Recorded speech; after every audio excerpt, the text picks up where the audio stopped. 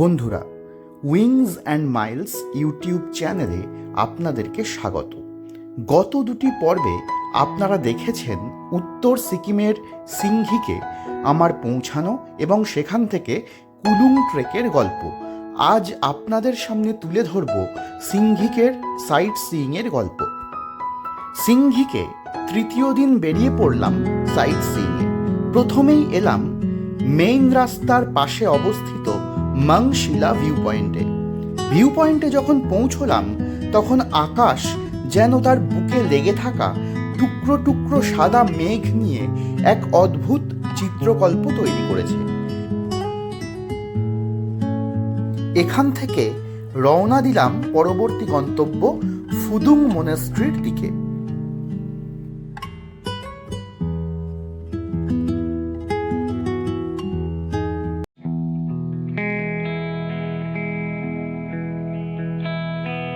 সুন্দর কারুকার্য খচিত প্রবেশপথ। মনাস্ট্রির বাইরের মাঠে মেলা বসেছে। পোশাক, খাবার জিনিস সহ বিভিন্ন দোকান চোখে পড়ল।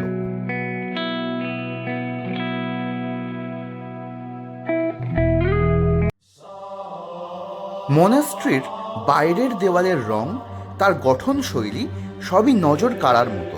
সিকিমের অন্যতম গুরুত্বপূর্ণ মনাস্ট্রিগুলোর মধ্যে একটি হলো এই ফুদুং মনাস্ট্রি, যা 1800 শতকে রাজা চোগিয়াল গুরমেদ নামগ্যাল দ্বারা নির্মিত হয়। মনাস্ট্রিতে কয়েকদিন ধরে তিব্বতী নববর্ষ উপলক্ষে ধর্মীয় আচার অনুষ্ঠান পালন হচ্ছে। বিভিন্ন বয়সের মানুষজন খুবই আগ্রহের সাথে এই ধর্মীয় অনুষ্ঠান দেখছেন। বৌদ্ধ রীতি মেনে বিভিন্ন বাদ্যযন্ত্র বাজানো হচ্ছে। সব মিলেমিশে মন ভালো করে দেওয়ার মতো পরিবেশ। আগামীকাল আরও জাঁকজমক সহকারে ধর্মীয় অনুষ্ঠান হবে শুনলাম।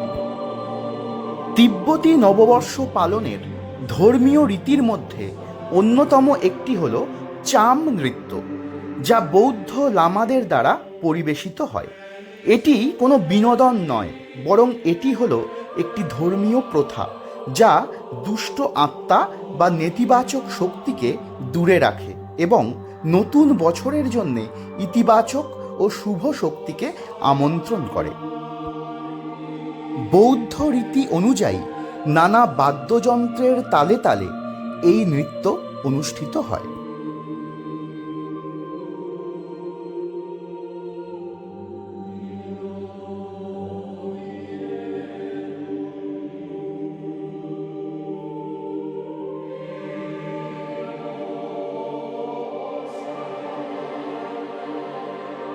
ফুদুং মনাস্ট্রি থেকে এলাম একটি বিশেষ স্থানে। চারিপাশে ঘন জঙ্গলের মধ্যে দিয়ে এগিয়ে চলা ঢালাই রাস্তা ধরে আমরা পায়ে হেঁটে সামনের দিকে এগোতে থাকলাম। ড্রাইভার দাদা সামনে এগিয়ে গিয়ে আমাদের পথ দেখিয়ে নিয়ে চললেন।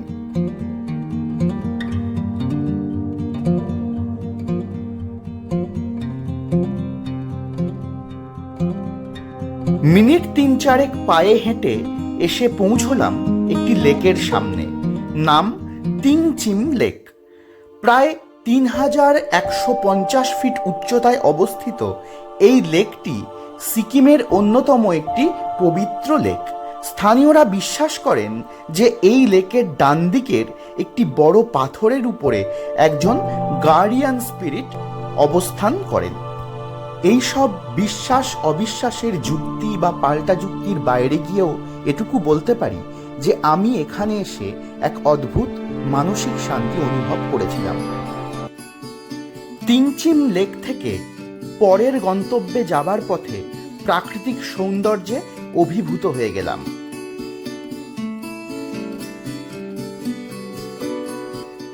দূরে তিস্তা তার আপন খেয়ালে বয়ে চলেছে। এখন ডিসেম্বর মাস হওয়ার কারণে কমলা লেবুতে ভর্তি বেশ কিছু গাছ চোখে পড়ল।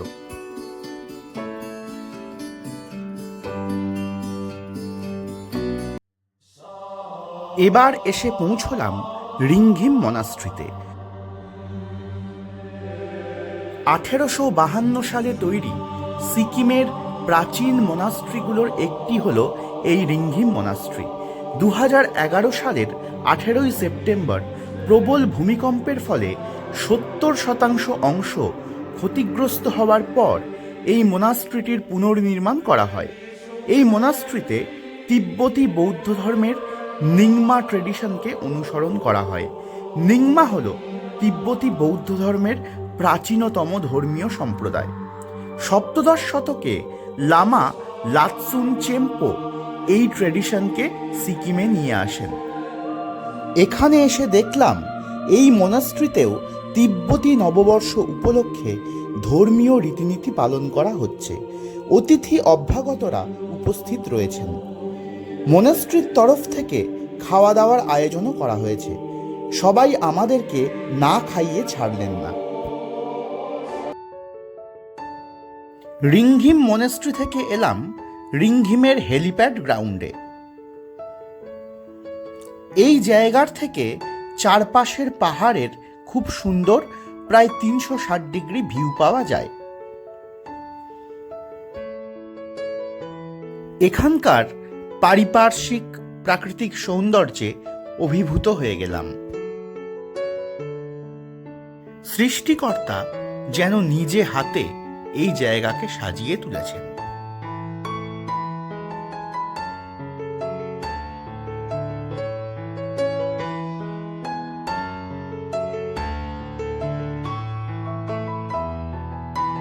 হেলিপ্যাড গ্রাউন্ডের পাশেই রয়েছে একটি হোমস্টে, আর তার পাশে রয়েছে সিসমো জিওডেটিক অবজারভেটরি।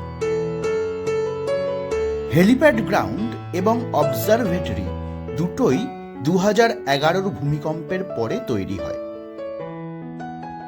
এটি রিংঘিমের আরও একটি হোমস্টে। সাইট সিইং শেষ করে যখন হোমস্টেতে ফিরলাম তখন কাঞ্চনজঙ্ঘার উপর সূর্যের আলো রঙের খেলা শুরু করেছে। আমি এবার পায়ে হেঁটে বেরোলাম গ্রাম ঘুরতে। রং বেরঙের ফুলে সাজানো ছোট্ট এই জনপদ সিংঘিক। এখানকার প্রতিটি কোণা থেকে পাহাড়ের ভিউ অসাধারণ পাওয়া যায়।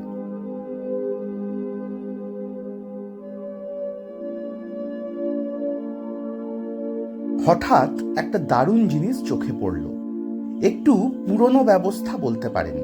রাস্তার পাশে পাহাড় থেকে নেমে আসা একটা ছোট্ট জলধারার শক্তিকে কাজে লাগিয়ে বৌদ্ধ প্রার্থনা চক্র বা মানে লাখাংকে ঘোরানোর ব্যবস্থা করা হয়েছে। যদিও পর্যাপ্ত জলের অভাবে এখন এটি বন্ধ। পাহাড়ের আনাচে কানাচে এখনও এরকম পুরনো ব্যবস্থা চোখে পড়ে।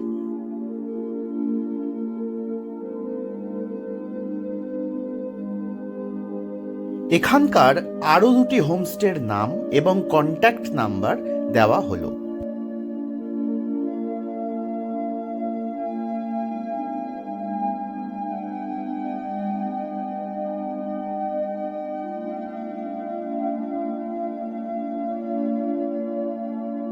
সর্বোপরি সিংঘিকের অসাধারণ প্রাকৃতিক সৌন্দর্য, দিগন্ত বিস্তৃত পাহাড়, স্থানীয় সংস্কৃতি এবং মানুষের আতিথেয়তা সব মিলেমিশে সিংঘিক ভ্রমণ আমার মনে এক গভীর প্রভাব ফেলেছিল।